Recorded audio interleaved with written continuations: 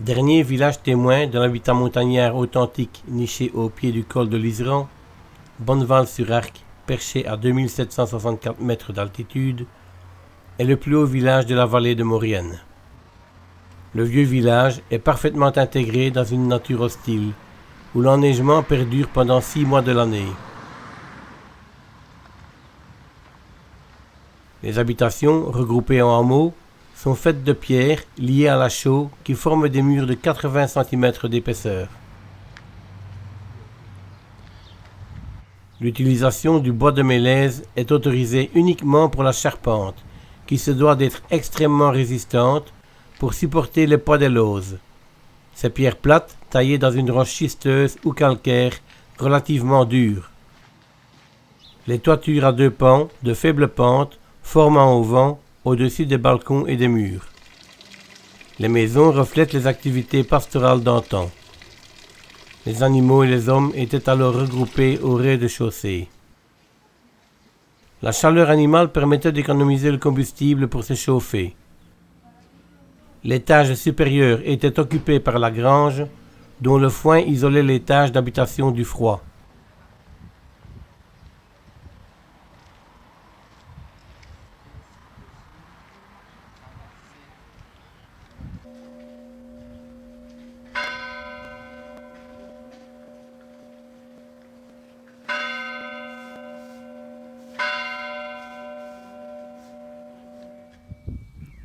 En crapahutant par la route Napoléon, construite en 1802, nous atteignons le magnifique lac naturel du Mont Cenis, un diamant brut enchâssé dans les sommets alpins.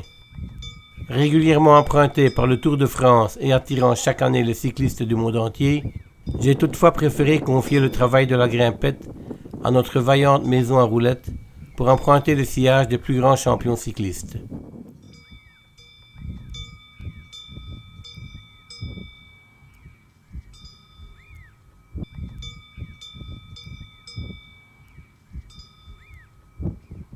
Fétiche du petit ramoneur savoyard, animal emblématique des alpages, symbole du parc national de la Vanoise, la marmotte est l'un des animaux alpins les plus attachants. Elle vit en colonie dans des terriers profonds et complexes, où elle hiberne de la mi-octobre jusqu'en avril ou mai. L'expression « dormir comme une marmotte » n'est donc pas galvaudée. Durant cette période de sommeil, elle utilise les réserves graisseuses accumulées en été. L'emploi du temps de la colonie est réglé comme une horloge. Sortie à l'aube, puis déjeuner soigné.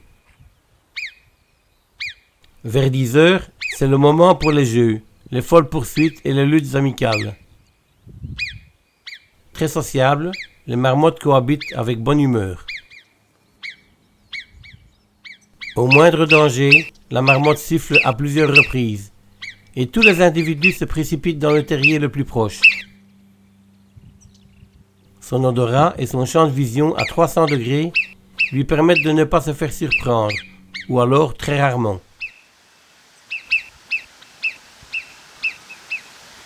Puis, tout le monde rentre se coucher, 1 heure avant la nuit. Une journée vraiment bien remplie.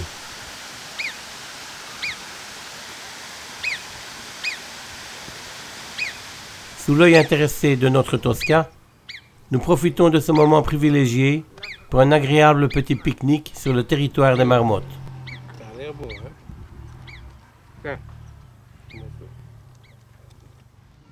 Situé à cheval entre les Hautes-Alpes et les Alpes de Haute-Provence, alimenté par les puissantes rivières torrentielles que sont la Durance et l'Ubaye, le lac de Serponçon est une destination de rêve pour les amateurs de kitesurf, de baignade et de bronzage.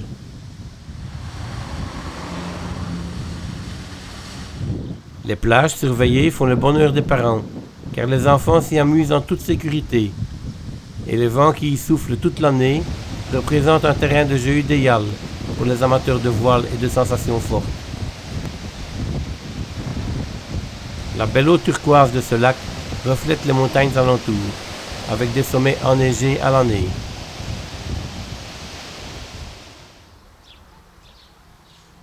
Au cœur du parc national régional des Baronnies provençales, les gorges de la Méouge relient les Hautes-Alpes à la Drôme provençale par une petite route très sinueuse qui serpente sur une dizaine de kilomètres.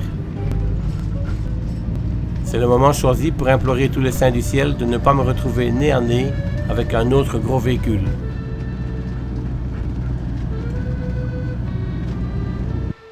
La rivière turquoise bondit en cascade, forme des tourbillons, des trous d'eau, des plages de galets polis, au fond de gorges profondes et verdoyantes, baignées de chaleur et de lumière.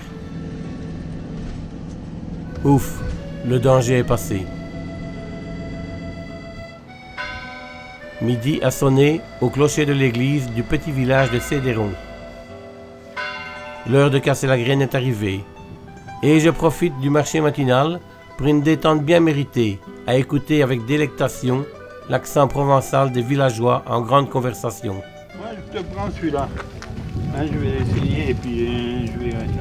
Hein, Oui, oui, non, ça mais n'a rien à voir. Comment on 12 volts? Non, il n'y a pas les lunettes. 6 volts. Celui-là, tu vois, celui-là, je le branché alors, hein, comme ça. Et elle visse. Là, il marche, hein? Celle-là, elle marche. Elle visse, elle dévisse, tu vois, celle-là. Ah, mais tu n'as pas de, Non, il y a tu as pas pas de- de batterie, tu branches directement. Directement. Ah, Pas ouais, de d'accord. batterie. Ouais. Ah, celle-là, il n'y a pas de batterie. Tu vois. Alors, mais c'est petit, quoi. Ouais. Ouais, Écoute, René, c'est pour on va regarder chez lui là. Mais écoute, je prends carrément Ouais. tout. Non, Hein? je prends tout, carrément. Dans la boîte, René. Eh oui. Excusez-moi. Comme ça, on essaye les batteries. Et oui, Ouais. voilà, il en est...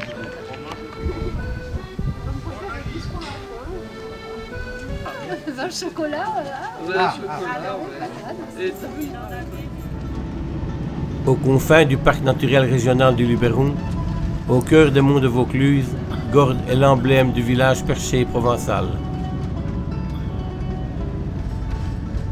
Dans les derniers kilomètres à l'approche de Gordes, la route sinueuse n'a pour horizon que ces murs de pierre sèche qui bordent les routes et protègent les maisons du Mistral et des regards indiscrets. Puis, tout à coup, au détour d'un virage, le village surgit, majestueux, en vigie face au Luberon. Une impression de force se dégage de ce site compact, couronné par un imposant château dans une œuvre minérale, où seuls oliviers et cyprès apportent le contraste de leur verte silhouette.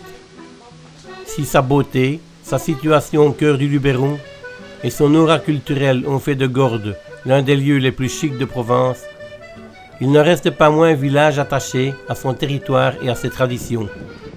Les calades, soigneusement restaurées, la place du château et sa fontaine, les échoppes, le charme typiquement provençal de Gordes opère toujours.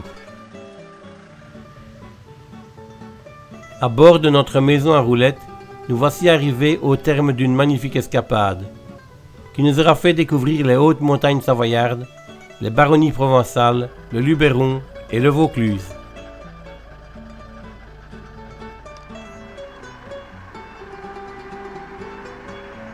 À la traversée de Die, petite ville des Alpes du Sud, au pied du massif du Vercors et au bord de la rivière de la Drôme, nous profitons d'une dernière halte pour consacrer nos derniers euros à l'achat de quelques bouteilles de clairette, avant de rejoindre l'autoroute du Soleil à Valence pour les derniers 800 km par autoroute. Allez, à l'année 2020, vers de nouvelles aventures de la famille Escargot. Et dans l'attente, faites sauter les bouchons.